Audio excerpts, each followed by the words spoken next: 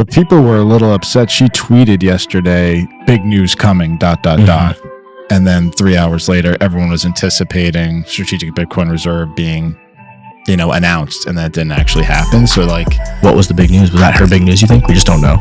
Did she say when it was coming?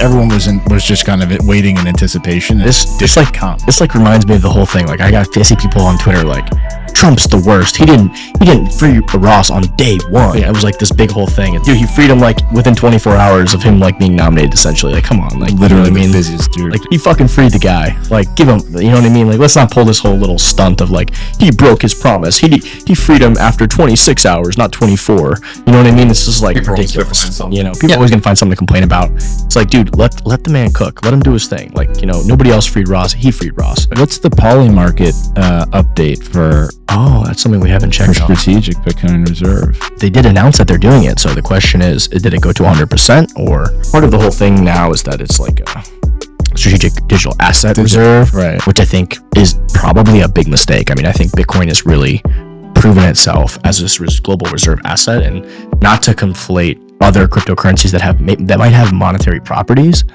Not quite the same thing as Bitcoin as this store of value, digital, pristine collateral asset. So the results have actually plummeted, it looks like, here on Polymarket. It was up to 50. And it might be just because they're saying digital asset reserve now instead of digital. Well, I mean, Bitcoin reserve. It might not be an issue because I can't remember the principle, but where it's where the good money chases out the bad. So maybe Gresham's law. Gresham's, thank you. So maybe it might be, oh yeah, it's digital assets, and they'll hold on to some Chainlink, a project I know you're a fan of. Yeah. So they'll have some of that, but Bitcoin will just edge out everything else. It'll still be the main one. I think that would be probably a good situation. And if you look at what I think World Liberty Financial, which is the Trumps, they have some kind of like DeFi type of lending project. They did buy like, I think, Chainlink and Ethereum and a couple different digital assets. Yeah. So that's a good representation. WBTC was one of them. So maybe look at the strategic Bitcoin reserve. Maybe it has a similar composition to that, which, maybe that's not the end of the world, but I think that in the market as a digital asset, Bitcoin has really stood the test of time and proven itself. And I don't know if it's wise to include any other assets at this point in time. Right. If you're going to revisit that in the future, or a very small percentage, maybe 90% Bitcoin. And why would they change it Bitcoin to digital asset? Unfortunately, there's a lot of lobbyists, people in Trump's ear. Trump is. That means that they're taking the time to look at it. Yeah, but there's a lot of different people in that orbit. XRP right now is one of them, pushing, actively lobbying against it. If anybody remembers, they were playing both sides of the coin. They sent a lot of their money to Kamala Harris's campaign. What I don't like about what they've done is they were behind the whole anti-proof of work narrative to promote their coin, where they basically issued the entire supply that they control, right? So, the XRP army, like, I think the project is interesting. I think there's legitimate use cases there. I'm fascinated by all these different things. But some things have better monetary characteristics, better store of value characteristics than other things, right? So, yeah, it's very important to point out those nuances.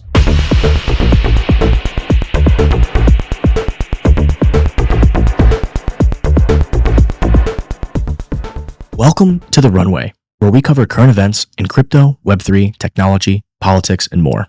Today I'm joined by Fire Phil, Scotty, and GDK, and we have a very special guest today, Little Ronan. Paul, let's dive in. First up today, so here is an X-take that I saw that was very interesting. It was a text that somebody got, and they're kind of just framing it as people living in completely different realities. Some people watch mainstream media, some people watch alternative media, and it's almost this idea of a post-truth world. So the initial post was, could you explain why Ross Ulbricht shouldn't have been jailed? Silk Road was all about enabling illegal transactions. It's good to enable that ? I'm genuinely confused because conservatives used to believe in law and order. Or are you just feeling that 15 years was enough? So he responded, bruh, we live in two different universes, pointless to talk. Sometimes it really does feel that way these days. So he wanted to reply to that message that he got from the guy who works at Facebook. Or he goes, your work at Facebook led to the death of 150,000 suicides, 25,000 deaths by political violence, 200,000 driving accident deaths. In total, you've directly contributed to almost 1 million deaths because of your work at Facebook. How long should you go to prison for? ? Blocked instead. it's just an interesting way to think about the two realities people are living in right now. It's emblematic of the current era we're in. What thoughts do you guys have on that? Well, it kind of plays into what Scott Adams says: is two people watching the same movie, but we're seeing different films the entire way. It's same stuff we're seeing. We interpret it two different ways. So that's a good example of it, where we've got the one guy trying to say what Ross Ulbricht was wrong, but he's also paralleling it with his work at Facebook, doing the same thing. What do you got, Scotty? I'm along the same lines too. I'm in a group chat with a bunch of people that I differ with politically, and this is a little bit off topic, but we were talking about the RFK release of the documents, and then they were also talking about the fires in LA, and they didn't care at all about the RFK documents being released. They said, I'm too focused on, climate change and our world is on fire. Like the RFK document release is just a distraction from what's going on with the climate. Yeah, the JFK documents and RFK and MLK. Yeah.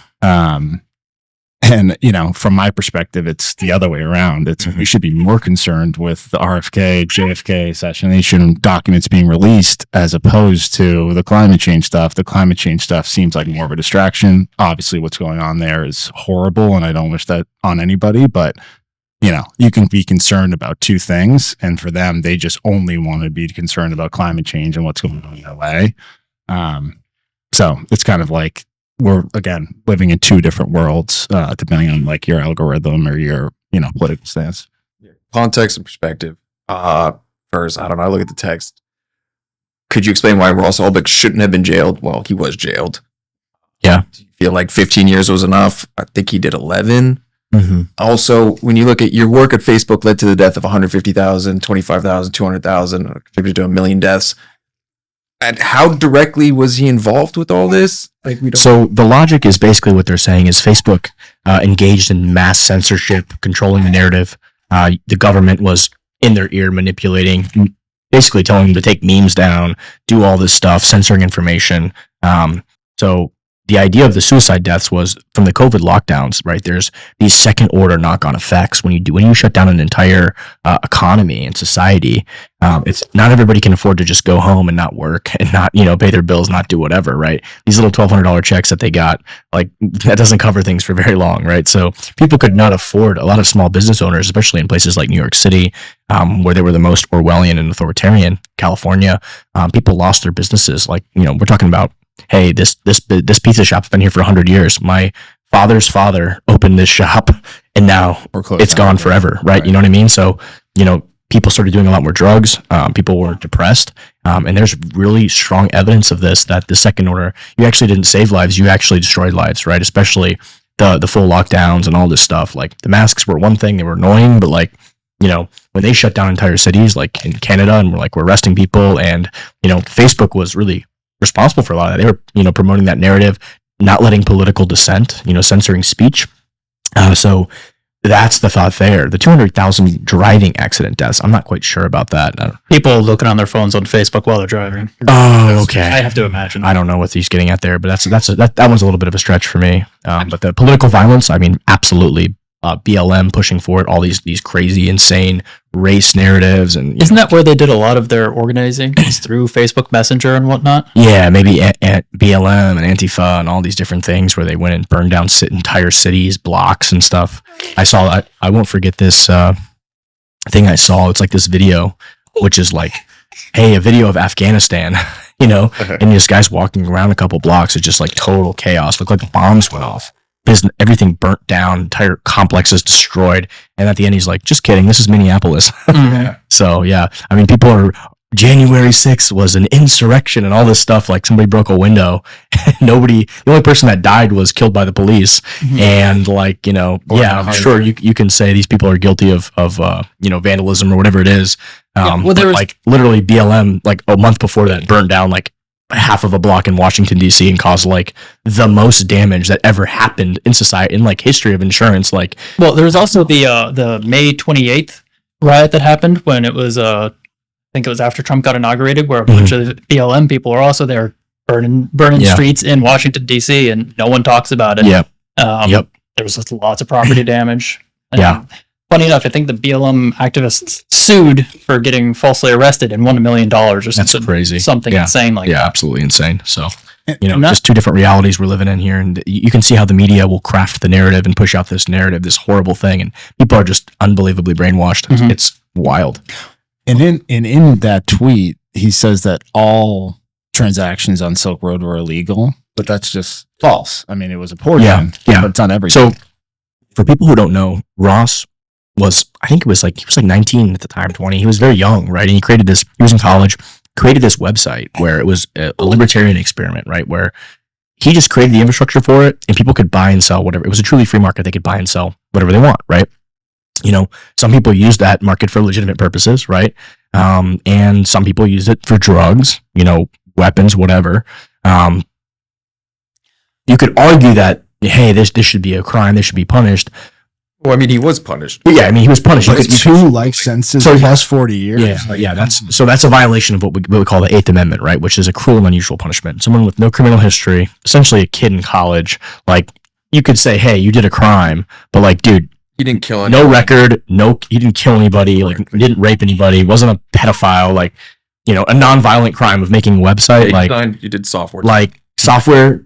Like, I mean, come on, like 2 life sentences plus 40 years. Like, that's really the argument, right? He went around banks and the Federal Reserve. It was about making an example. They made an example of it, right? But that is a violation of the Eighth Amendment, right? Yeah. That is a cruel and unusual punishment Well, for a I kid. mean, even the case they had against him was horribly shaky. Just horribly shaky, yeah. Yeah, like So they had to make up all this propaganda and push it into the news outlets. Yeah. Like, oh, he was going to do this and he was going to do that, when they really was like a bunch of entrapment by agents. Mhm. The story is actually insane. Like the FBI agents started stealing, or the government agents started stealing the Bitcoin for themselves, and then they got caught. Like wild stuff, like pretty cool. Watch. I think there's a documentary about it. It's interesting to watch. I don't even know how much of it's true, how much of it's not, because you can't trust anything that's told to you anymore. It's like, the burden of proof is like, you can't trust these guys. So is he getting back that 19 billion, or is that? Oh hell! I think that's no, that ship has sailed, dude. He's not getting all that back. The government has sold most of that off, I believe. Yeah, they've Really? I thought they had a good they've chunk sitting in a wallet somewhere. Or something. no, there might be a little bit left, but I know they've tried to sell some. I don't think No, they're they- allowed to sell all of it. no, that's not just from the Silk Road. The Silk Road Bitcoin, I believe, was bought by Tim Draper, if I'm correct,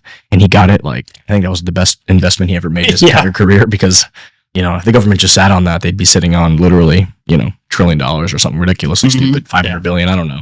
But instead, they sold it for like 50 million or some small amount. Yeah, well, it's just like the whole pizza transaction. That one dude got 10,000 Bitcoin for a pair of pizzas. Yeah. So let's look at this next take. Ross off. This is from the Redheaded Libertarian. I love her. She's awesome. Ross Ulbricht was supposed to be protected by Section 230, as he is not responsible for what other people did on his website.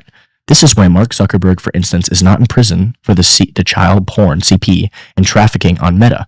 But what happened to Ross doesn't really have anything to do with that. And no, Ross wasn't put in prison for ordering a hit either. Ross was a libertarian who had created a decentralized website that used Bitcoin, and according to the judge, he needed to be made an example of. So he was handed 2 life sentences plus 40 years, which is an obscene violation of his Eighth Amendment, particularly for a non-violent, in quotes, crime. So yeah, I think she hits the nail on the head there. What's up next? Well, it says in the comment right below 170. Ross also had that back. Government Ross is going to get that stopped. back. Government got what it really wanted. Yeah, that's like 18 billion today. Okay, I exaggerated a little bit on the amount, but still a lot, right? Oh, so the past week we've now sworn in the 47th president, and the tides are changing here. So thank God for that. But I found this really interesting. If you look, we can dive into all these different things that have happened, but this will show you actually the list of pardons that each president has done, right? So Ronald Reagan did 406 pardons, George H.W. did 77, Bill Clinton did 459, George W. Bush did 200, and Barack Obama did almost 2,000 pardons, and Donald Trump last term did 237 pardons, and Joe Biden just did 8,064 pardons. I mean, that is insane. So he, pardoned his entire family preemptively. He's issued all these preemptive pardons. That just screams insane guilt. Yeah. Like the level of guilt and corruption there is like insane, right? So he said he wasn't going to pardon his son. for all of his crimes. Yet, of course, he did. Honestly, I don't. You know what I mean? Like, I don't even blame the guy for pardoning his family. That's like, obviously they're corrupt. Obviously he's corrupt. Yeah. Politics is a corrupt game, and like, you know what? At least he cares about his family and wants to protect his family. Like, that's a very human, thing to do, right? Whether it was the right thing to do morally, it's like the way I think about it is like, and I've always thought about this process is like communism, socialism, capitalism. It's like I am like communist with my family, I'm socialist with my friends, and I'm capitalist with people with the whole society. Same thing. It's like, when do the ends justify the means? For me, it's like the ends justify the means for like friends and family, right? Mm-hmm. But like once you get out to broader society with much bigger implications, like no, the ends do not justify the means. Like, you know what I mean? Yeah. Well, so there is place for some of those systems, but it's much more niche. Like you said, you do it with your family. Yeah. You can be communist with your family, but you cannot do that with. You can't have a communist one with Florida and Washington. It's just two different. Yeah. I think the bigger issue is that he said for years that he wouldn't. Oh, yeah. A politician saying something and doing something else. Oh no! Shocked me, Scott. I've never heard of that happening before. Joe Biden that's been caught multiple times for plagiarism. So yeah. So I don't even blame him for that. Like, I get why he did that, but like the other side, there's like he literally pardoned like pedophiles and shit. Like, there's like a China. I guess it was some deal to China, but like I would have told China like, look, we'll make a deal with you and pardon the guys like who like did spying or whatever. But the guy who like we caught for child porn, like, I'm sorry, I'm not pardoning that motherfucker. You know what I mean? Like, that is fucking too much, right? But so he did do stuff like that. It's like crazy, right?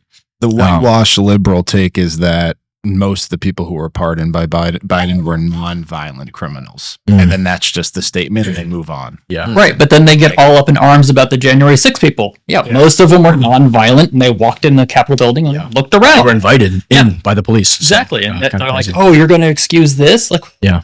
Okay. How can you realize the nuance for this, but not that? All right. What do we got next here? The whole world is moving away from under-collateralized lending without the customer's permission to over-collateralized ownership. It starts with Bitcoin and trickles down from there. Fractional reserve banking is a barbarous relic. Interesting take here from Preston Pish. I think what he's talking about is Bitcoin acting as this idea of this pristine collateral for lending, right? So like the way you think about it is like if you own Bitcoin, you can lend off that Bitcoin, and it's just you can borrow a fraction of what the fiat value of that Bitcoin is. And over time, Bitcoin historically has gone up 60% a year. So theoretically, you could keep borrowing off that Bitcoin, lending off that Bitcoin, etc. And just in perpetuity, right?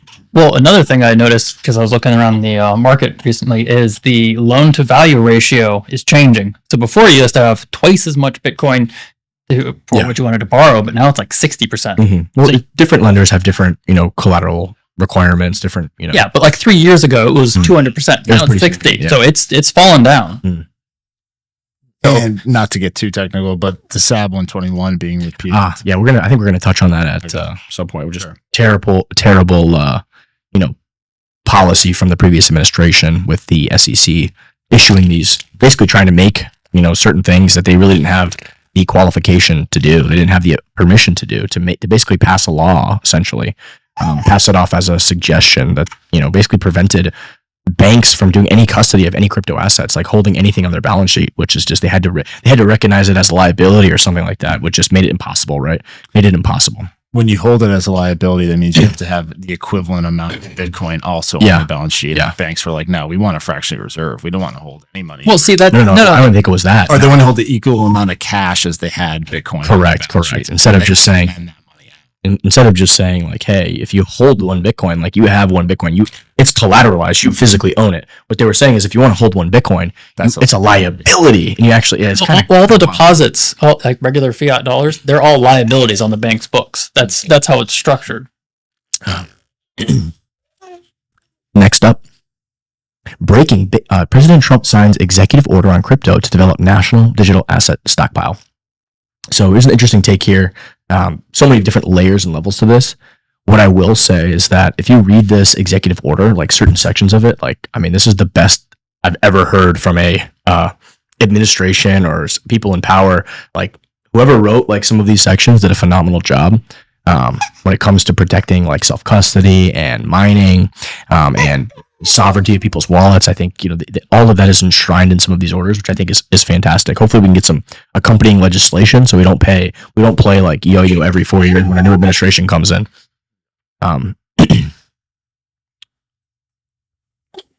Critical. Here's Caitlin Long. A strategic Bitcoin reserve. Do you have a take, Ronan? Ronan He have a does. take? He does. What's your take, Ronan? Tell us how you really feel. Oh, now he's What's up, performing buddy? shy. Oh, you got stage fright? A strategic Bitcoin reserve must never become a bailout fund for leveraged Bitcoin lenders. All SBR legislation, whether at the US or a state level, must prohibit the SBR from lending, leasing, or rehypothecating SBR Bitcoins, plus must require proof of reserves. So proof of reserves are, basically showing the wallet on chain to everybody so people can look and verify that the Bitcoin's actually there, right? You can't lend out more Bitcoin than you actually have. Yeah, I'm just a little concerned that this is going to be, inch towards getting it so that the government controls all the Bitcoin, and then they're just going inch by inch. I don't know how that would work right now, but we're having reserves so we can lend out against our reserves. But Bitcoin is supposed to be the unit of account in our worldview, so I don't know. It just trying to lend against your Bitcoin when for the government just seems like it's asking for trouble. She's basically saying you can't do that. You can only lend what you have. You can't over rehypothecate the Bitcoin to lend one Bitcoin to two different people at the same time, which is kind of how fractional reserve banking works, right? So how is the government or these banks, how are they going to custody the Bitcoin? It's just going to be a wallet, cold storage wallet that they have, or will they do multi-sig? It's probably going to be some form of, so right now, I think Coinbase Prime Custody does all of the, custody for a lot of these things. So there's probably some formula of separating those keys out. So it's like a multi-sig type of situation where everybody has a piece and maybe 3 out of 5 can open the wallet and they're not all in the same place, etc. Maybe it'll be like, there's, I don't know how many are the top people at the treasurer, but say there's 10 people. So they'll have a multi-sig wallet of all 10 people and it takes 7 to move funds or something like that. Maybe something along those lines. Maybe they'll do a structure like that. That's, who knows? We're all figuring it out. But MicroStrategy is just holding their Bitcoin on Coinbase, right? Or do they have doing a multi-sig operation as well? I'm not sure exactly how they're doing it, but I think MicroStrategy is public, right? publicly traded company. Yeah, sorry, Yeah. they're probably holding it with Coinbase institutional Prime custody. If they're I would private, assume, yeah. the what's this guy's name? Sailor. Wouldn't it be fun if the What do we Wouldn't got it here? be- Cynthia Lummis. Let's see what she has to say. wouldn't it be fun if the next arms race was not for weapons, it was for Bitcoin? Wouldn't it be fun if the US is buying Bitcoin and it scares China and Russia so they start buying Bitcoin, and we have an arms race over Bitcoin instead of over weapons? That we're as globally we're challenging each other to have a secure store of value. Wouldn't it be fun if I love the this next take, and arms race Usually was that's what not for happens. weapons, it was for Bitcoin? Wouldn't Domino effect. Yeah, that's awesome take there from her. And I think this is the game theory that will play out over time, right? When I spoke to Cynthia Lummis at the Bitcoin conference in Nashville, she was very optimistic that this was coming and this was going to happen. And to her credit, I mean, here we are, right? So we're right on the precipice of this. And I think when one major superpower adds Bitcoin as a strategic reserve, that's a major game theoretical signal, right? So I think over the next year, 2 years, 3 years, 4 years, that's absolutely what we're going to see. Give me 1 second. I got a handoff, baby. All right, everyone, thank Ronan for his performance today. Fantastic job. Thanks, buddy.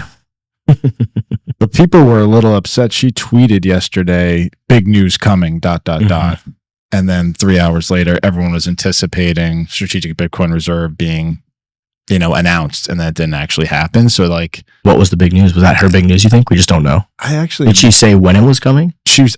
Everyone was just kind of waiting in anticipation. And This didn't come. This reminds me of the whole thing. I see people on Twitter Trump's the worst. He didn't free Ross on day one. Yeah. It was this big whole thing. It's what are you gonna dude, he freed him within 24 hours of him being nominated essentially. Come on, Literally, you know what I mean? the busiest dude. The guy was fucking he fucking freed the guy. Give him, you know what I mean? Let's not pull this whole little stunt of he broke his promise. He freed him after 26 hours, not 24. You know what I mean? It's just People always gonna ridiculous. find something. People always gonna find something to complain about. It's like, dude, let the man cook. Let him do his thing. Like, nobody else freed Ross. He freed Ross. Well, I also do appreciate that he's like, yeah, like people say this is a bad thing, but I promised I would do this, so I will do this. He actually followed through with a promise. Yeah. Because he could have got in there. He got the vote from libertarians. He could have just said, screw you guys. I'm not doing it. Yeah. And that's what a lot of people said he was going to do. Yeah. And he didn't. Like, Trump's a loyal guy.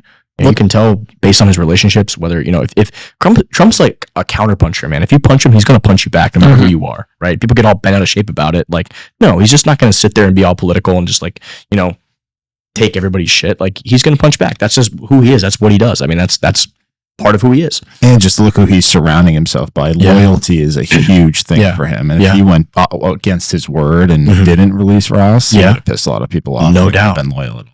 No doubt about it. No doubt about it. What's the poly market update for? Oh, that's something we haven't checked. For strategic Bitcoin reserve. Well, I don't know because they did announce that they're doing it. So the question is, did it go to 100% or are we? So part of the whole thing now is that it's like a strategic digital asset reserve, right? Which I think is probably a big mistake. I mean, I think Bitcoin has really proven itself as this global reserve asset, and not to conflate like other cryptocurrencies that might have monetary properties. Not quite the same thing as Bitcoin as this store of value, digital, pristine collateral asset. Let's see. So the results have actually plummeted. It looks like here on Polymarket, it was up to 50, and it might be just because they're saying digital asset reserve now instead of digital. Well, I mean, Bitcoin reserve. It might not be an issue because I can't remember the principle, but where it's where the good money chases out the bad. So maybe Gresham's law. Gresham's, thank you. So maybe it might be, oh yeah, it's digital assets, and they'll hold on to some Chainlink, a project I think you're a fan of. Yeah. So they'll have some of that, but Bitcoin will just edge out everything else. So it'll still be the main one. I think that would be probably a good situation. And if you look at what I think World Liberty Financial, which is the Trumps, they have some kind of like DeFi type of lending project. They did buy like, I think Chainlink and Ethereum and a couple different, digital assets. Yeah.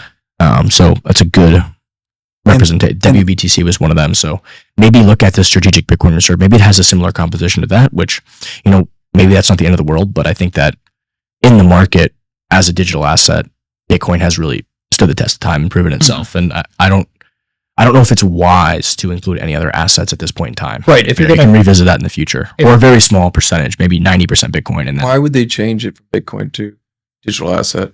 Unfortunately, there's a lot of lobbyists, people in Trump's ear. Trump is.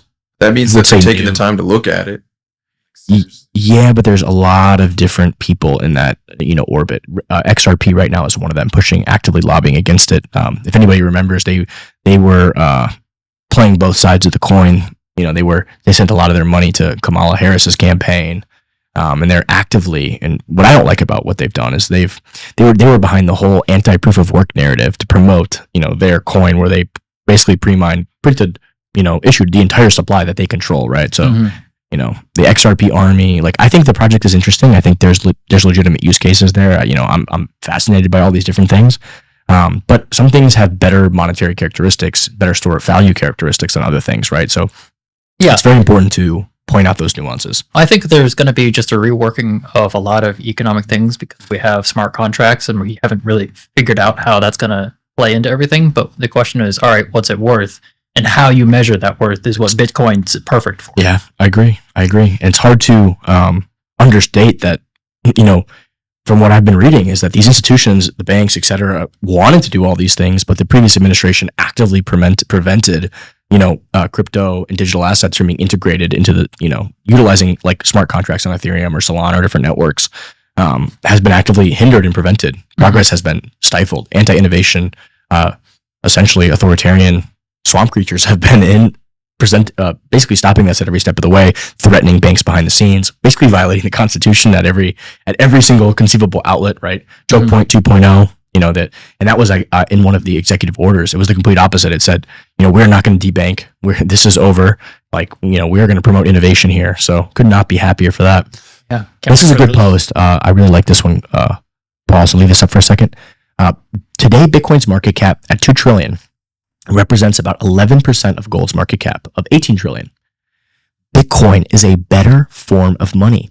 It has the decentralization and scarcity of gold, but better divisibility, portability, and I think even fungibility. It's relatively harder to tell if gold is pure or contains some lead in the middle of the bar.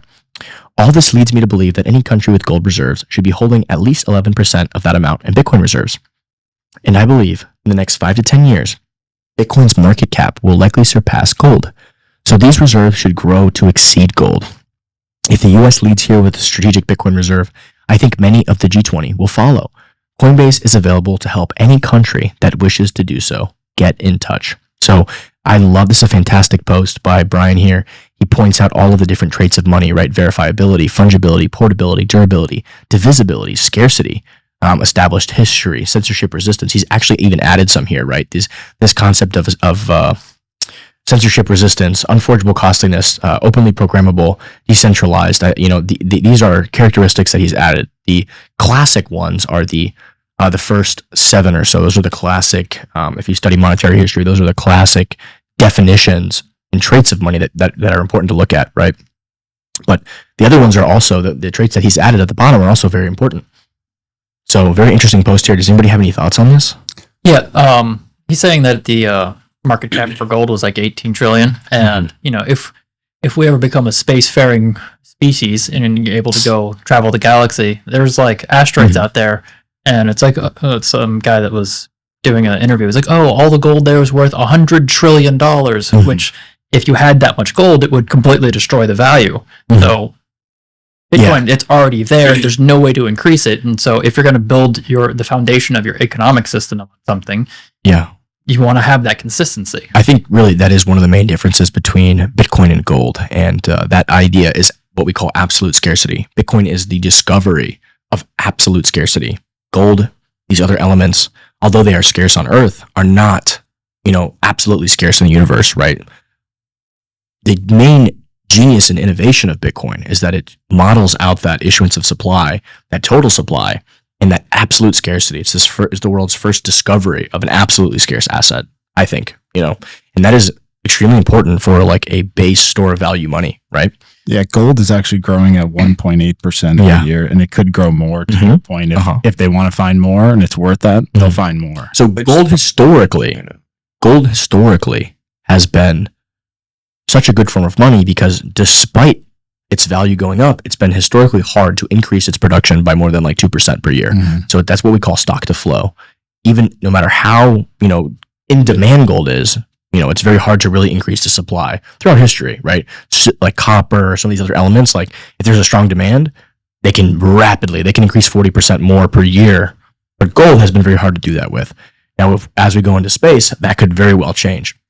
And then to Phil's point, what did you just say, Phil? What were you going to say? Well, the reason why Bitcoin's so much better is so you can't transfer $100 million of Bitcoin of gold across the country. Yeah, so that's this idea of portability, right? So if you go back to the chart there that Brian had up, that Brian Armstrong described, it's this idea of portability, right? Gold has a very low portability, and it was part of the reason why fiat money, became more popular, because gold it was impossible to send gold through space and time very easily. Or you get robbed.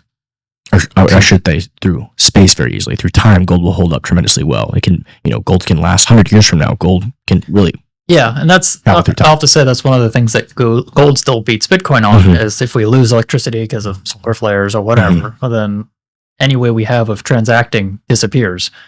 I'm not saying it's an insurmountable problem, but it's still a concern. And just to give people a sense of how early we still are, the global asset market is 900 trillion. And we're at 2 trillion market cap for Bitcoin and 18 trillion for gold. Like it's minuscule in the grand scheme of all assets. Yeah. Now, is that like all assets, including stocks and bonds, or is it just commodities? Bonds, real estate, gold, art, that type of stuff. There's a good chart that OnRamp put out that I can share. But yeah, the all assets in the entire world is 900 trillion. So we're less than. I think that was I think it might actually be a couple of years old. I think that's what we posted in our meetup Discord group. But yeah. What do you got for us next here? To everyone wondering why Bitcoiners are often hostile towards shitcoins, today is a perfect example. You generate proof of work for years, only to watch a few insider grifters swoop in at the last moment with Solana, XRP, and steal the spotlight for their personal enrichment. Not sure what he's talking about here. I'm guessing the strategic Bitcoin reserve and turning it into a strategic digital asset reserve. I think that might be the logic. This is a different post you got here, Paul, not the one we were just looking at and talking about. Well, I think it might have to do with this idea. Yeah, okay, that's what you're saying. Yeah, it has to do with the strategic, they're doing this digital asset stockpile. So, yeah, I mean, I think, you still have to educate. Education is so important, right? Hopefully whatever ends up, if there's a strategic digital asset stockpile, if that's what it ends up being, hopefully it is majority Bitcoin, right? I still think these other things have value. Personally, my opinion is some of these projects have users, they have value. They might not be like money, but they have monetary characteristics. They might have high supplies, different things, but they have some of the other characteristics of money.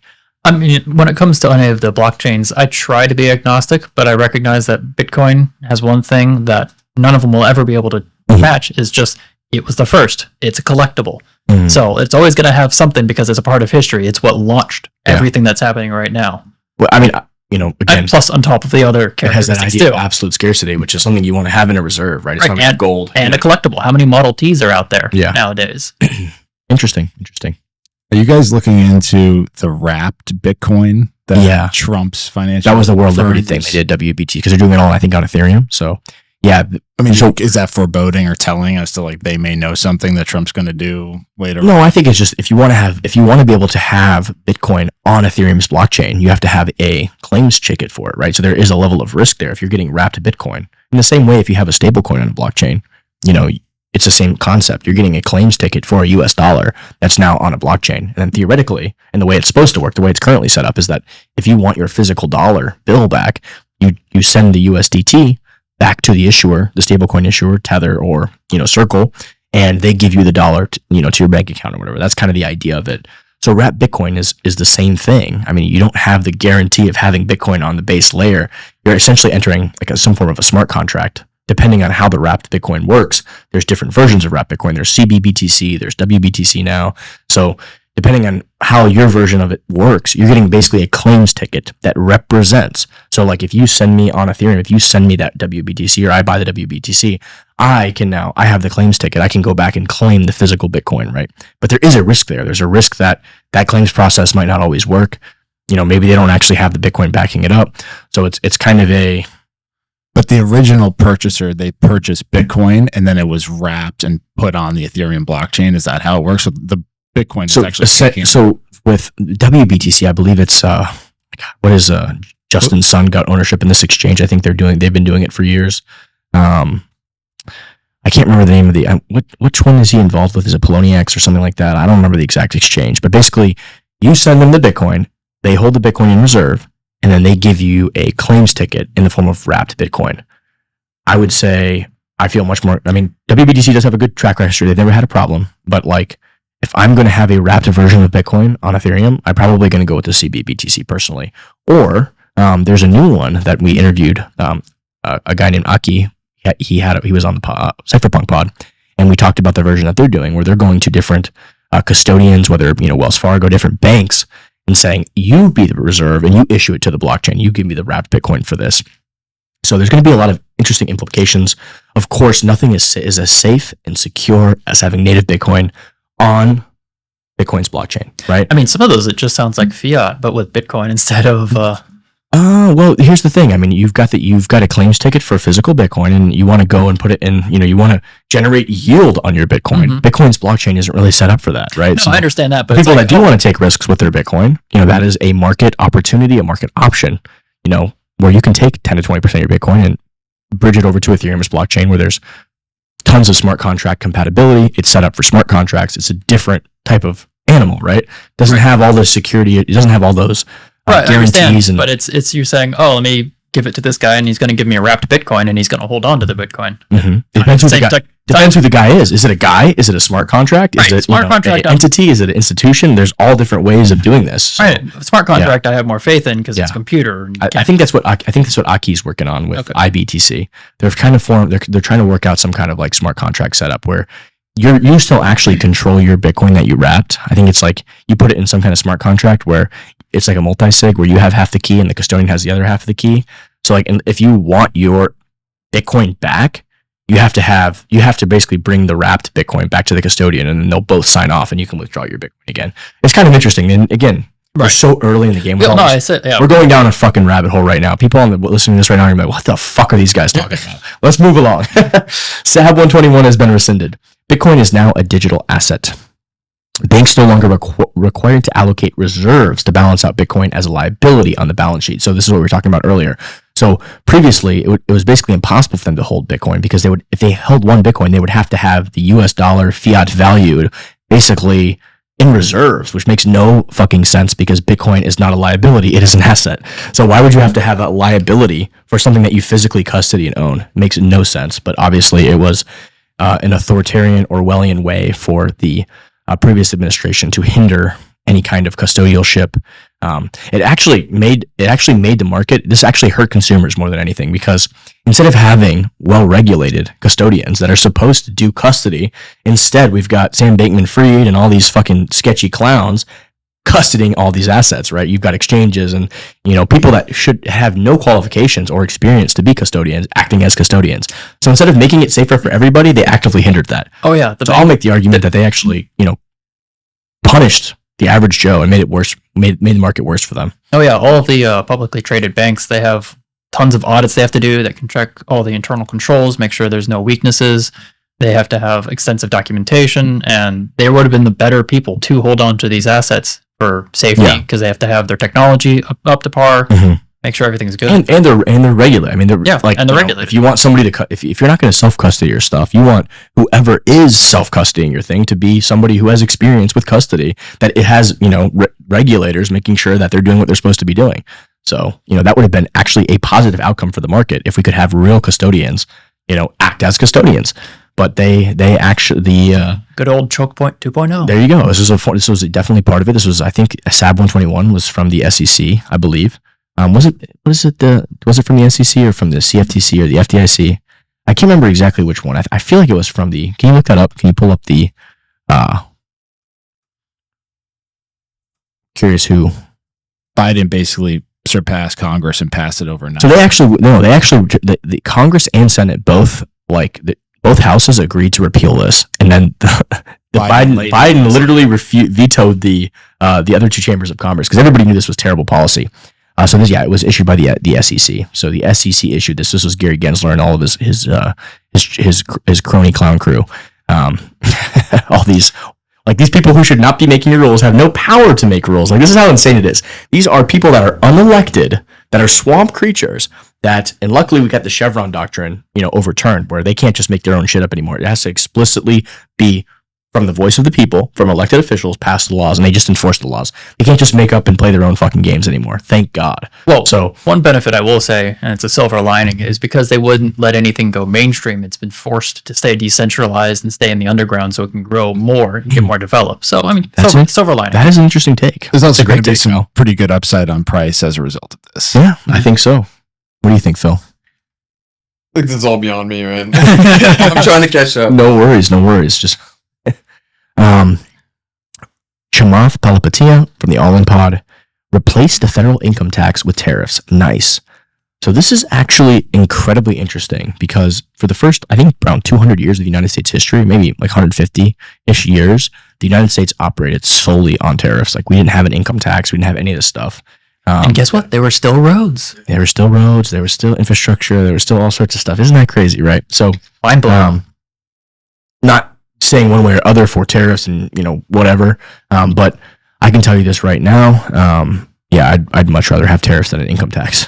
So I think if he's able to, instead of get rid of the IRS and do the ERS, the External Revenue Service, I'd be willing to pay slightly higher costs for goods and things that maybe I don't necessarily need, right? Well, I mean, it's gonna incentivize people to come back and produce locally as well.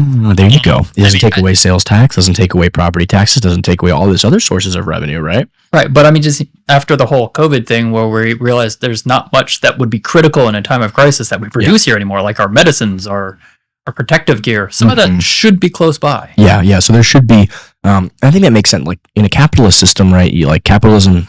For pretty much everything is fantastic, but the government has certain critical roles, right? Which is one of them is to provide for the people's defense. Well, we might need to subsidize some of these industries that are critical for defense. If we get in war, if there's a situation, we do need some of that. Like, it's okay to outsource maybe even the majority of the manufacturing, but we do need to have some critical stuff here, even if it costs a little bit more. So that makes sense if we're subsidizing defense, just like we subsidize our military and all these other things. Same concept. All right. Oh, we got one from my buddy, Bits Be Trippin'. I'm glad he's posting. I haven't seen him post in a while. Interesting observation. For many, their first exposure to crypto mining was Ethereum during the deep GPU boom of 2017.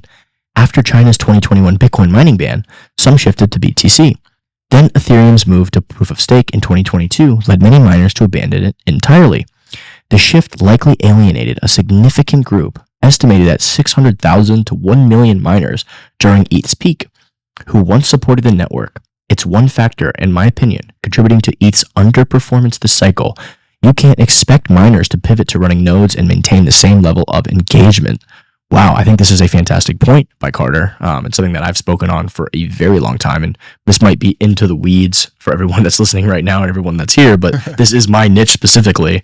I think, ultimately proof of work is just a more fair distribution scheme, especially when you use an asset. And this was how I came to mining in the first place, right? I wanted to run a Bitcoin miner. And I think Bitcoin had just made the transition to ASIC. So this is I want to say it's 2014, 2015, 13-ish time.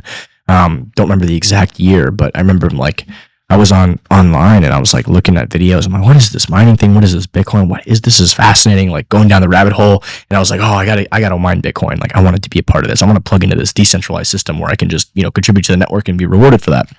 And I remember the time, I didn't have much money, and I was just right in college, fresh out of college.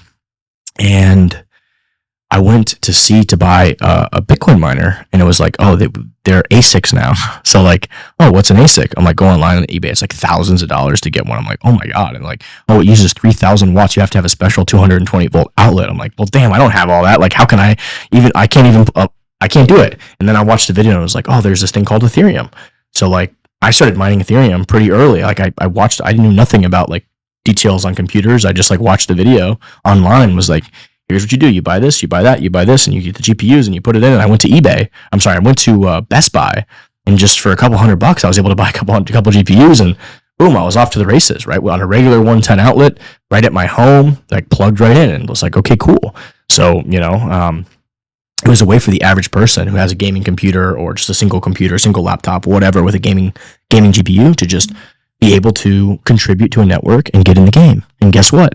Guess what I did when I got my ETH, you know what I mean? You get involved in the ecosystem, you do stuff, right? Buy NFTs. I learned how to I mined to the developers wallet, thousands of Ethereum. I had no idea what I was doing. I learned about private keys, public keys, wallet, lost wallets, tried to figure stuff out, you know what I mean? But NFTs and shitcoins and whatever, and smart contracts and liquidity pools, and you try to learn all this stuff, right? And so you're supporting the network, but then you take that and you're also participating in the network, right? So you're sending transactions, you're doing things, you're now a participant. And I think when you have a project, you want to get as many people involved as possible. And I think GPU mining just always has a special place in my heart. I mean, it's this kind of pure, and CPU mining is similar as well. Although now they've got these bot farms that'll just steal everybody's CPU power and do it. So GPU is more intentional, but it's a consumer good that you can easily access. So if you want to, GPU mine a project and be involved in it, you can simply go to your Best Buy and buy a GPU and plug it in, and you're in. You might only make 50 cents per day of whatever the coin is or whatever, but you're plugged in and you can participate and support that network. So I think that's what he's getting at, is that Ethereum lost so many of us who were actively engaged every day, making some Ethereum, just a small amount, right? Trading real electricity for a couple dollars of Ethereum daily, and then participating in an ecosystem.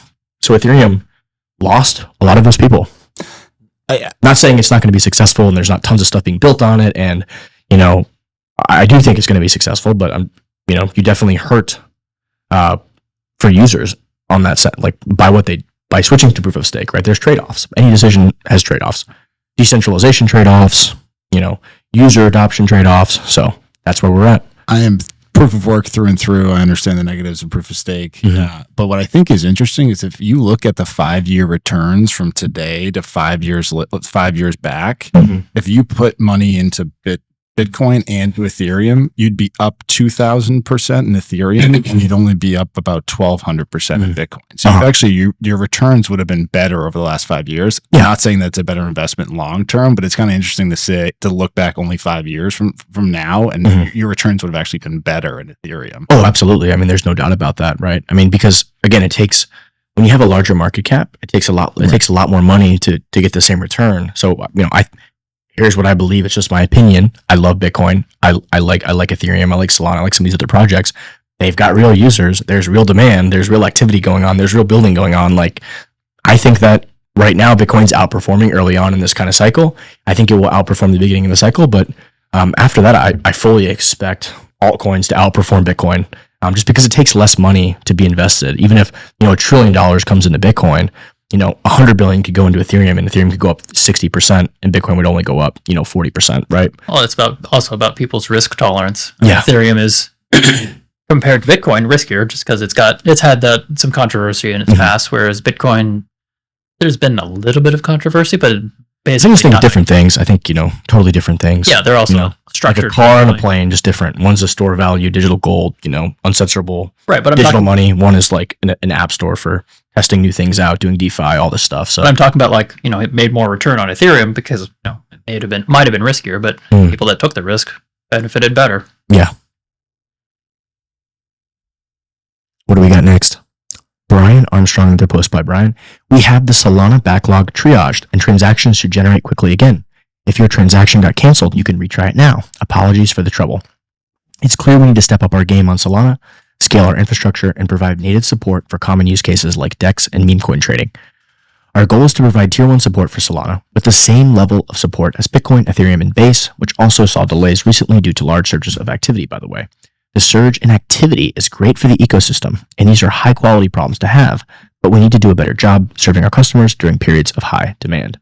Hasn't Solana had problems like this for a while? Yeah, so there's trade-offs with everything you do on a blockchain, right? You want more transactional throughput.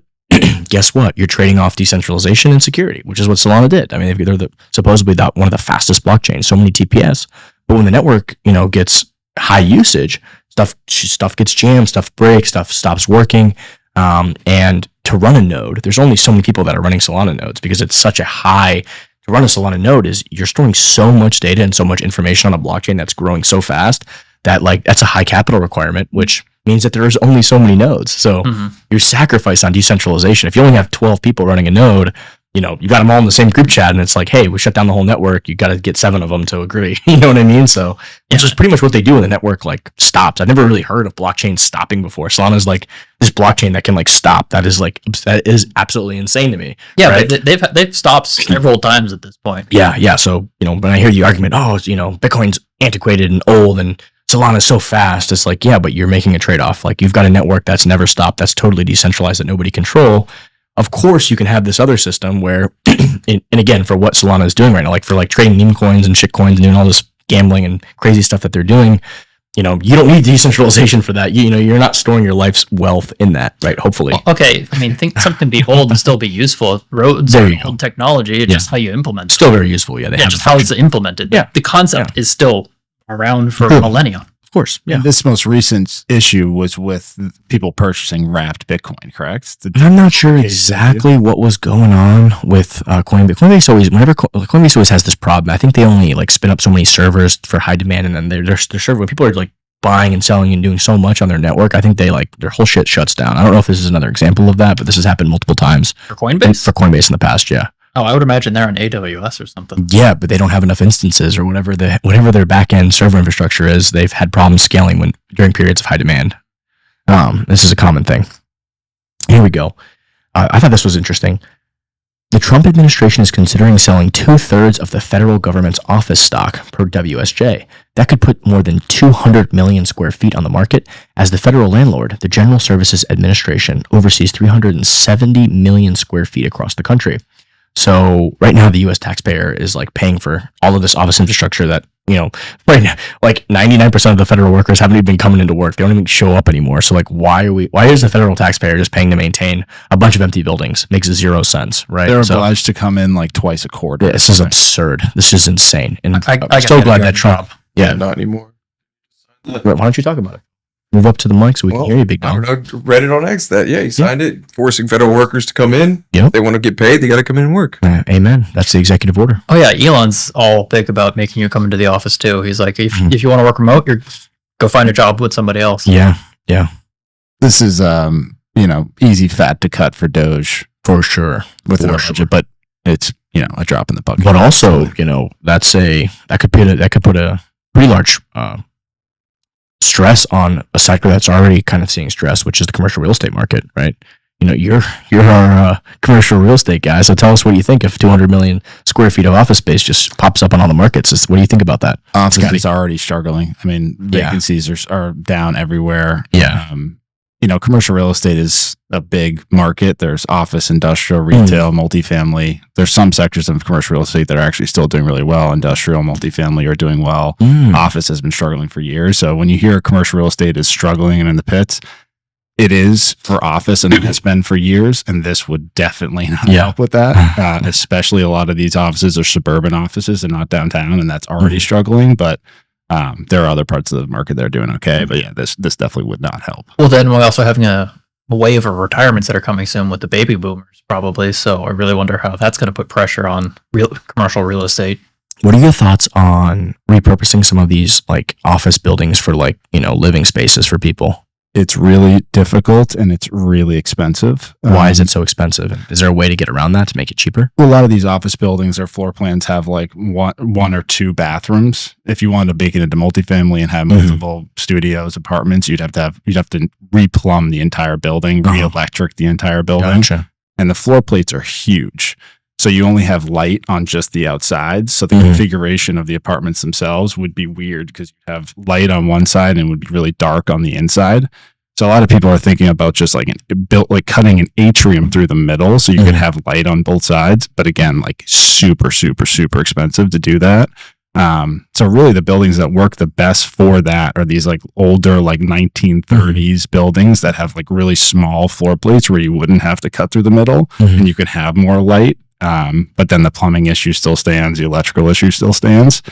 So you basically have to buy these buildings for nothing. Your basis has to be like zero to be able to put in the amount of money, lease it up, and actually make money on these projects. So like it's a great idea, but not a lot of them have really happened. Really? Well, could you do it more like a dormitory style or something? So you have a room and you have a shared bathroom. Yeah. If you're, in your early 20s and whatnot, not a big deal. Where it's, you're really price conscious, you can hopefully get something real cheap. I mean, like imagine if you're the average rent in the city is like fucking $4,000 a month for a 1-1. Like, hey, you can have a 1-1 over here for $800 a month, but you have a shared bathroom with 5 other people. The demographics just have to make sense. Yeah. But it has to be the right area. But they are seeing that out of Boston. I think that used to be much more prevalent in the early 1900s. Makes sense. All right, let's see what we got next here. Paul, you got a live react. You want us to react to this and take a look at Chamath's interview with, was this Tucker? Tucker Carlson? Yes, Tucker. Okay, so there's a This section. was just yesterday, and he Have not seen this interested yet. take on President Biden issued an EO. with DEI and innovation. And what the EO said is, executive order, AI is going to be critical. And so we want to give the ability for federal lands to be used for AI data centers. Okay, now you're cooking. This sounds smart. Let's go read the fine print. And by the second or third paragraph, what it says is, however, we need to think about the diversity and equity inclusions of said data centers. and you have to basically give preference to clean power. Well, is that the same clean power that was essentially made impossible because of permitting issues and environmental impact studies? No, you can't just build solar farms that you want to. You can't build wind farms in America if you want to. You can't build nuclear reactors because they won't let you. These are not technological limitations. These were regulatory limitations. those are just two examples that just show you cannot do what's in America's best interest right now because people have forgot, they've lost the script, they forgot the priorities. Guys, the priorities are we need to remain the most singularly powerful economic and military entity in the world. The way you do that is through technical supremacy, period. I'll give you another two examples just to, you can tell me if these are boring, but. Not at all. Saudi Arabia is doing an incredible job. They're monetizing their oil. They are doing very strategic things with the capital. What they've decided is they're going to allocate money that they take from selling oil to build a global data center infrastructure for AI. That's really smart. And when you look at Saudi Arabia on a map, you think, oh my gosh, this is very smart. Why? Because they sit right in this artery between Asia, Europe, and Africa. Exactly. This is critically smart. But what is the one thing that they need that they don't have? It's AI chips. Now, AI, just to break it down for, your viewers, think of AI as two buckets. Okay, bucket number one is where you train the brain. Okay, think of AI as a brain. Bucket number one, you train the brain. Bucket number two, you use the brain to make decisions. Okay, the chips that we make to train the brain are under export control, right? We don't want folks to train their own brains necessarily unless we can govern them. That's a Department of Commerce decision on export licensing. The way that we use the brain is a different kind of chip, and we have some export controls there. What will Saudi eventually be forced to do? They're an ally of America. They want to do the right thing, but they have a responsibility to their people to try to become the most incredible, economic and military power in the world. They're going to go and buy the chips from the people that will actually sell it to them. They'll look east, of course. They will look east and they'll find it in China. Yet a different example. If you look at Meta has poured tens of billions of dollars to training a brain, okay, an AI brain that's called Llama, right? That's Meta's efforts in AI. And it's open source. It's wonderful, actually. My companies use it. It works. It's high quality. OpenAI, which is the private closed-sourced competitor to Meta and Llama, also has an AI brain that they've trained. GPT, ChatGPT, You've used it probably. They've also spent tens of billions of dollars, in part coming from Microsoft. Meanwhile, in December, a Chinese company open sourced a model where they spent tens of millions of dollars. And in many cases, that digital brain is smarter than both Meta and OpenAI's on many dimensions. So 2 orders of magnitude cheaper. Well, what do you think that means for the other 182 countries around the world that wants to do something in AI? Are they going to take the $10 billion version, or are they going to take the $10 million version? Let's dive in. So there's a lot of meat there to unpack. I think one thing he did an incredibly good job of explaining there is how AI training works, and then the second bucket, the 2 buckets, right? So the first part is you want to use like the state-of-the-art GPUs to train the brain, right? So what that means is, like, right now NVIDIA has the lead. They have like the premier GPUs, they're H200s, and you use those GPUs to train the brain. And then once the brain is trained, you need to run the brain, right? Which is ongoing. Every time you send a message in ChatGPT, you go, hey, what do you think about this essay? Can you help me rewrite my school homework or whatever it is, right? Can you help me tell me what the temperature is in New Mexico in 3 months and guess and estimate what it's going to be over the next year? Every time you send a query to whatever, whether it's GPT or Llama or any of these brains, right? These AI models, these large language models, it requires compute to give you an answer. And that bucket is called inference, right? So inference costs, the more people use AI, we need to run inference. So those GPUs, the data centers, like there's going to be an increasing demand for that.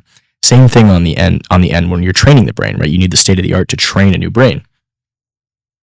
Fascinating way to explain all that by Chamath. And I think he hits the nail on the head. I mean, the United States is entering the next phase here, where countries are going to be competing on the grand stage, right? And we want American supremacy and dominance as the freest country in the entire world and the shining, beacon of liberty for the world, right? The best example of a civilization that's ever existed, right? We can't be fighting against every other country, or competing against every other country to remain the preeminent superpower with our hands tied behind our backs with all of this, crazy nonsense that's been literally put in these laws and put here, not by the American people, not even by Congress a lot of times, but just by the incredibly large swamp, the people, the Gary Genslers who are writing SAB 121s and all of this woke bullshit nonsense, DEI this, that, and the other. Like, let's look at race before we look at anything, total nonsense into all of these, every executive order, every law, making it so impossible to do anything. I think Ayn Rand talks about this in her book, Atlas Shrugged. I think another one too, but it's just, you've created this bureaucracy that's so overwhelming. She has a famous quote. I think it's like, it has to do with, see if you can find some famous Ayn Rand quotes. It perfectly describes this. She's got this, in the book, they talk about this place called Galt's Gulch. And it's like this secret place where it's like a free society, right? Like, you can actually do things. In the rest of the world, it's like so impossible to do anything. I'm trying to remember the exact quote. She's got so many good ones. This is an impossible task, Paul. Yeah, she's got like a million. Yeah, I know. No, so many. She's got so many bangers, but there's one I'm thinking of right now where it's like, we idolize, instead of like idolizing the man, who does something, we idolize. Is it Gulch or is it Atlas Shrugged that you're thinking of? I don't remember. I'm trying to find it. Here, the man who. There's one that it's a comparison contrasts. It compares a free man and like a man who actually produces to the men who create all these roadblocks and hurdles and regulators. It's like, I just don't remember what the quote is. It might not even be her. It might be another libertarian philosopher. But it's on the tip of my tongue. I'll find it and we'll add it to the show notes later. But maybe Paul can dig it up somehow. He's usually pretty good at this stuff. Either way, I think it's a priority of Trump to. I think he might have found it. Let's see.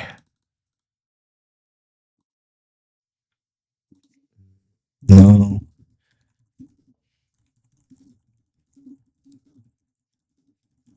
Yeah, I'm not exactly sure what the exact quote is, but it's something along the lines like, society's broken when the man who produces is like, villainized, and the man who, basically puts all these roadblocks and contributes nothing at all, is idolized. So I think that is the essence of it. Sounds pretty familiar. That sounds like Atlas Shrugged. I've never. I feel like it's from Atlas Shrugged. I think it's from Atlas Shrugged, but I'm trying to remember the.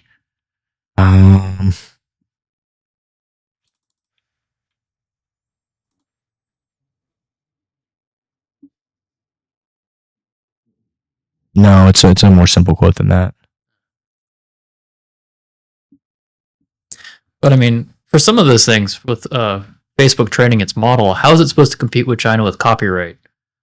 Like, that's I don't know what you mean there. China's got a better model because it doesn't care about U.S. copyright laws, so it throws everything. Yeah, its training model. I think, and like, I don't know, like, we're trying to be compliant with our own laws, but it's putting us behind. Mm-hmm. I don't know how to address that. There's really not a lot of regulation. The good thing is a lot of these bureaucrats are so stupid that they like, technology and civilization is moving so fast that like, there's just no way for them to even understand what's even happening to create laws against what's coming. Like, technology is progressing and advancing so quickly with this that like, they haven't had time to like come up with their little roadblocks yet for this industry yet. Mm-hmm. That's why it's so important, and kind of what Shamat's getting at, that we stay ahead of this thing. We make sure this doesn't happen, right? We have 4 years now where, Doge is on the scene, and we're going to be cutting back on a lot of this BS. So, theoretically, this is a great head start for us. The golden age. The golden age is upon us, right? I really got to. No, that's driving me nuts to not find that quote. But let's see here, Paul. See if you can take. Let's do 1 or 2 more topics, and then we're going to have to wrap it up. But we're going to have to wrap here. All right. But Do let's you want do- to comment on some of this We can Elon and men back and forth. We've also got Yeah, go back to that. Go back to that, to the Greenwald quote. I like that one. So this is really important. Paul Greenwald.eth. He's, I think, the chief legal officer for Coinbase. And, him and Brian have had some great, big macro, big picture takes this week. POTUS, President of the United States, denounced debaking and said that America would be a crypto capital. He then issued an executive order with a crypto czar, a crypto working group, regulatory compatibility, and dollar-backed stablecoins. Oh, and a pardon for Ross, an SEC government crypto task force led by Hester Pierce and Cynthia Lummis, two incredible women and incredible allies and incredibly intelligent people that literally have absolutely been distributing and demonstrating tremendous leadership over the past 4 to 8 years. Cynthia was the woman that was trying to get the South Dakota or North Dakota crypto bank? No, Cynthia's from Wyoming, so she's a senator of the great state of Wyoming. Oh, that's yeah. And she was major proponent about the Bitcoin Strategic Reserve, and she's just We watched the clip of her. yeah. earlier. We showed her earlier. She was talking about it, yeah. Blonde hair. Okay. So Cynthia is leading a digital asset subcommittee on digital assets. Imagine week 2 and beyond. So this is all that's just happened in 1 week, and I think People say it's not enough. it's the post below Boz. Nature is healing. So again, this is the theme for our industry. It's like we've been having incredible headwinds against us by all the swamp creatures for the past 4 years, trying to block us. Longer than that, it's just become apparent in the last 4 years. Oh man, it's unbelievable what's been exposed. And then now we've got this incredible headwind behind us where we're actually saying, hey, we are going to promote technology innovation in the future here in America. Well, it's a great day to be an American, and I'm proud of America. I'm proud to be an American right now. So this is fantastic. Cynthia's quote here: so happy for Ross and his extraordinary mother Lynn, who showed the fullness of a mother's love and resolve, heartened by the community who rallied behind him. Only President Trump could make this act of mercy happen. Promises made, promises kept. Bravo, Mr. President. Hopefully, and someone comment below, Edward Snowden should be pardoned next. And yeah, I agree. We need to pardon Edward. I mean, he literally exposed how the deep state and, basically corruption was happening, spying, illegal spying, violation of the Fourth Amendment was happening to American citizens, right? So, crazy how the media twisted that reality and narrative to make him the bad guy when our own government was, abusing us. It's just unbelievable. Well, it just makes you want to know, how many other cases are there out there? Mhm. But, Edward was able to get out of the country and released everything he had. What do you think Ross? What do you think Ross does within the Bitcoin community, say 6 months from now? I think he's going to be on a lot of podcasts for the next 12 months. Aside from that, I'm not sure. I wonder if the first thing he did when he got out was it get a pizza? I don't know. I guess we're going to find out. So here is this whole thing is very strange to me. I guess Trump has launched these different meme coins, I guess. There's Melania and Trump. I think Trump only launched one, and then there was a bunch of copycats or people trying to I don't know. I mean, do a cash grab. People are saying all sorts of stuff. I think a free market, I'd much rather have this degeneracy than what we've had the past 4 years. It's literally the insider trading. I don't feel bad for anybody who puts all of their life savings into something, a coin called Trump or a coin called Melania or a coin called Pepe or, what's that hat or whatever. What's that quote saying? It's a fool on his money or easily parted or something like that. Fool on his money or easily parted. I mean, sorry, dude, you want to gamble in the fucking casino? I don't feel bad for you if you lose all your money. I mean, yeah, it sucks, but that's what you're doing. I mean, and I think people should be allowed to do that if they want. That's part of being in a free society. We don't stop somebody from going to the store and buying a bunch of scratch offs or, buying a bunch of lottery tickets or whatever. I mean, or going to the casino and putting it all on black or red on the roulette table. We do have anti-fraud laws and whatnot. What do you mean anti-fraud laws? You can't just fraudulently say, oh, invest in my company and we'll do this. And then they just take your money. Correct. I mean, but if you go to Trump's website where he launched the coin, it was like, this is a meme coin. Yeah, right. If they made an informed decision, then go to that's the website. on them. I'll pull it up. Go to the contract, the Trump website where the contract where the coin is. It's like, people are like, oh, I lost money. It's like, well, you're a fucking moron. I'm sorry. You're an idiot. But, should people be allowed to gamble and have fun and, do this? I think so. Oh no, I agree. I'm just pointing out that we do have laws against fraud. I don't think that's the one. There's a Solana contract and he did it on the Solana network? Yeah, I think he did it on Solana. I don't think he really even, I mean, it was obviously his organization or team or people, whoever, but he he probably was like, oh, sure, go for it. He doesn't care. I doubt he has So, much involvement. if he sells all those coins and dumps on people, then yeah, that is fraud. Like if he does the Haktua, like what she did, like, Yeah. but if he just like holds coins, doesn't, you know what I mean? Like, Yeah, but the counter is that it's direct access to pay off the president. If you wanted to make a donation by buying his coin, I mean, the question is, is he selling those coins and like profiting from it? If he just leaves them alone and gives them to a charity or something like that, then like there's a 3-year vesting period, so you literally can't rug. You couldn't rug bull. You couldn't just sell. Yeah. No, he said meet with lobbyists from all over the world, the American way. See if you can find the actual page. Type in Trump Solana contract direct. You want to go? I wonder if you could go to CoinGecko and look for Trump and see if it's got like a it'll show website you. link. It will probably show you. Yeah, that's exactly what you should do. Yeah, go to CoinGecko. CoinGecko. Type in Trump.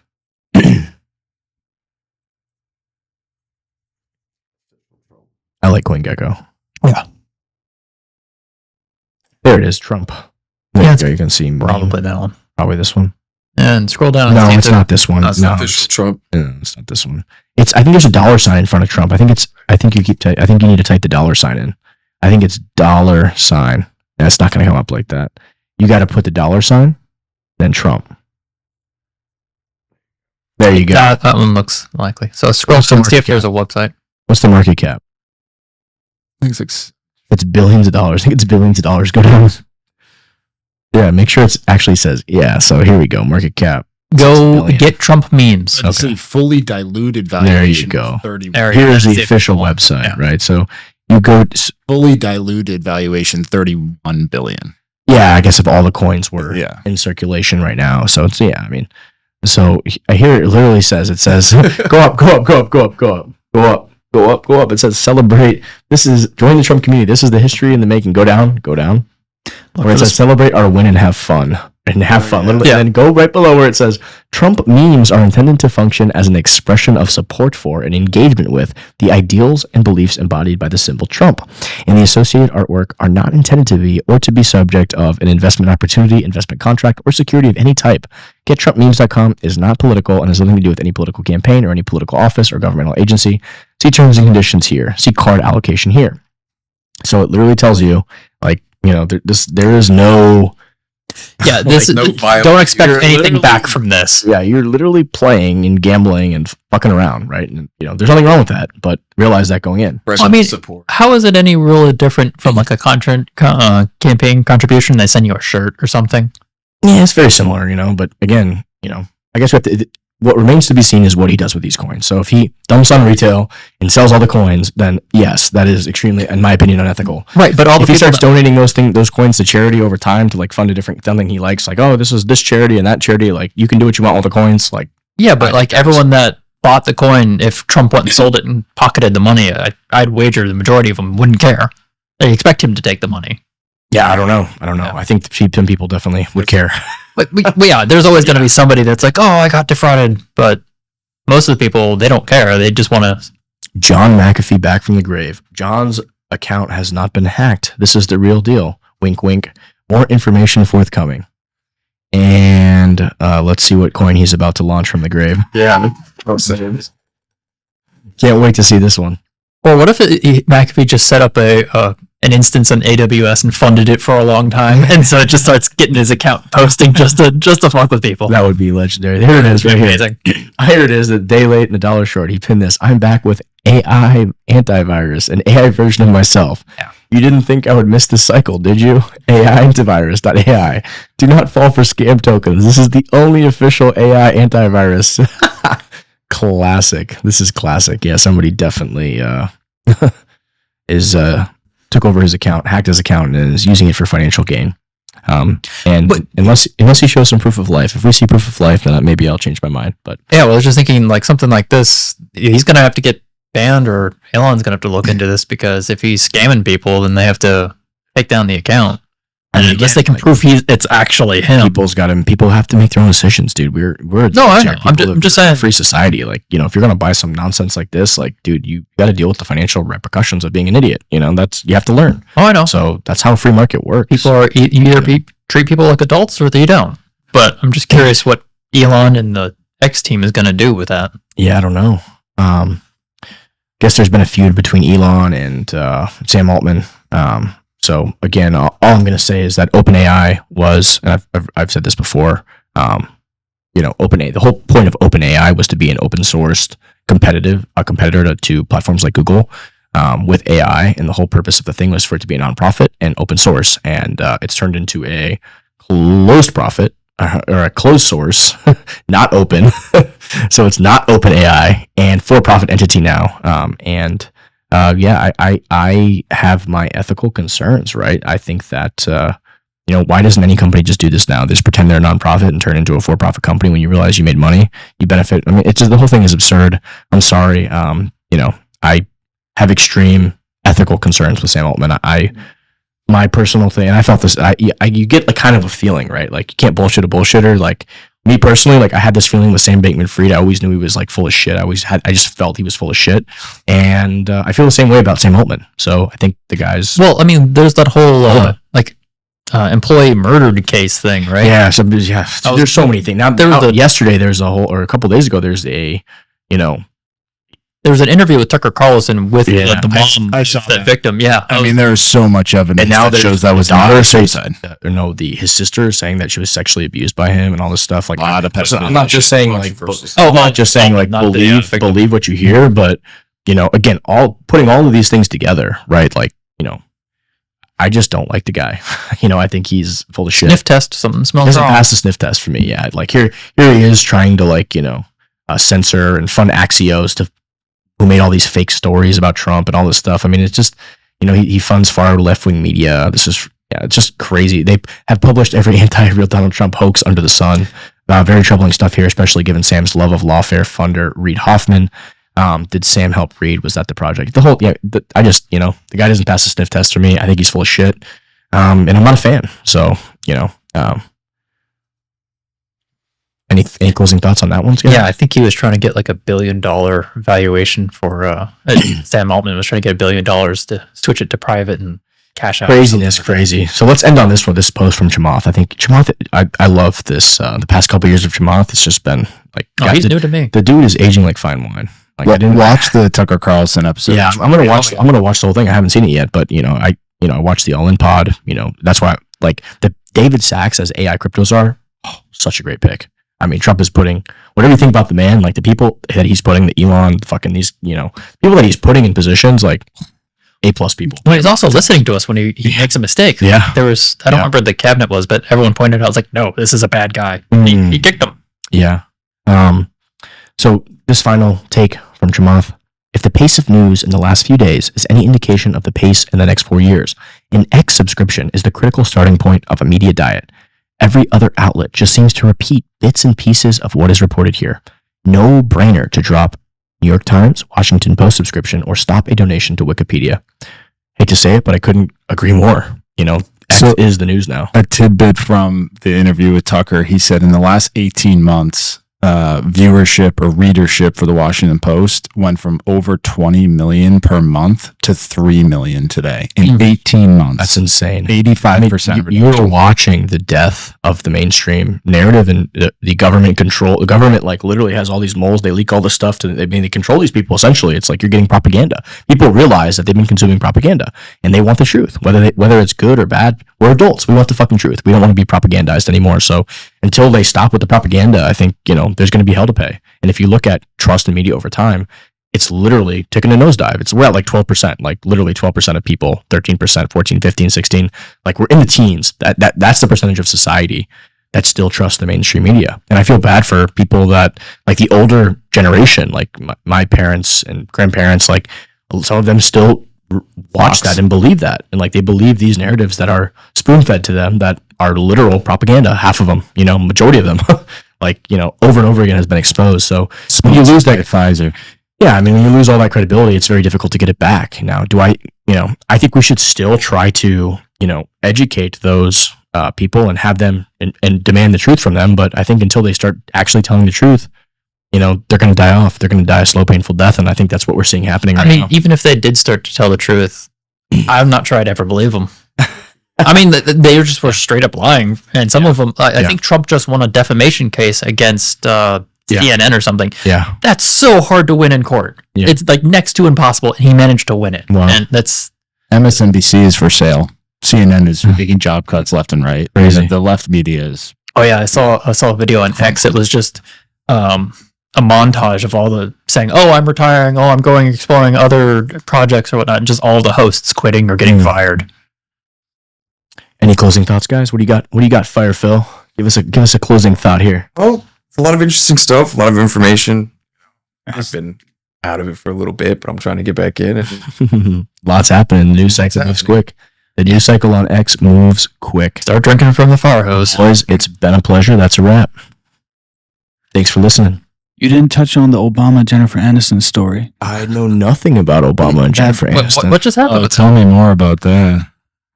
Oh, before we wrap, I think Let's- we need to do our listeners justice by getting into the latest gossip on X. Is this Which is Alex Jones affair? Obama's divorcing It's the- Michelle. The All In Jennifer podcast Aniston. would say this is the conspiracy corner. Oh yeah, this is a conspiracy corner. This is You're the lying. People magazine of What? takes. It's outrageous. Oh Who knows- no who knows way! what's true? Oh my god! No way! But Jennifer's a female. It Yeah. doesn't make sense. Jennifer's going to come out as a man. That's fucked up. Oh god, I think something with Blake Big Lively difference. just dropped too. that's wild. What are we turning into here? The gossip magazine at the end here? Gotta exchange that cheese, man. Yeah. Big night. Trending. Paul, I need you to clip this last like 1 minute and send it to all of our wives. All right, boys, that's a wrap.